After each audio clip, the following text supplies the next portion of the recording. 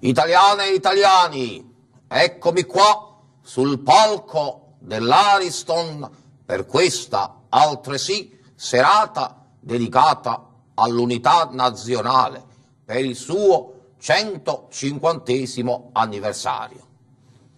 Io personalmente ho deciso di venire qui per aprire ufficialmente altresì questa serata di questa importante e unica kermesse canora. Chiaramente il modo migliore per cominciare questa serata dedicata all'unità d'Italia, bisogna restare uniti. Stiamo uniti, ecco, siamo uniti, è quella per l'appunto di iniziare la serata con l'inno nazionale.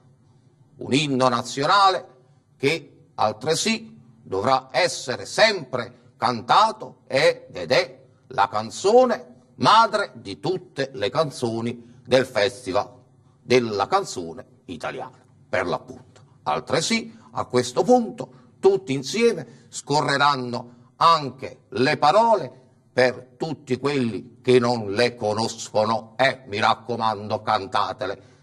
Pronti? Via con l'inno!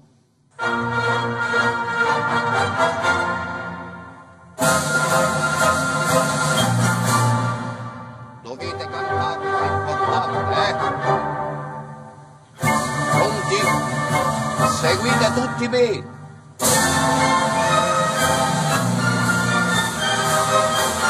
Pronti, Bordelli d'Italia, l'Italia fa festa, nell'elmo di Silvio è incinta la veste, dove la vittoria le porga la chioma, che schiava di Arcore Silvio la creò.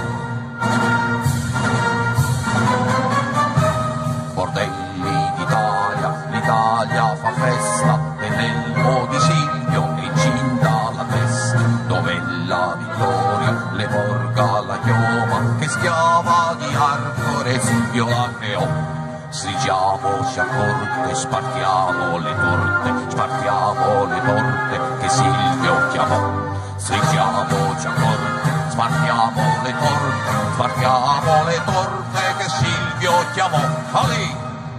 Grazie, grazie. Altresì questo è l'inno moderno del nuovo corso dell'Italia unita. Stiamo uniti e adesso il via ufficiale altresì alla serata dedicata all'unità d'Italia.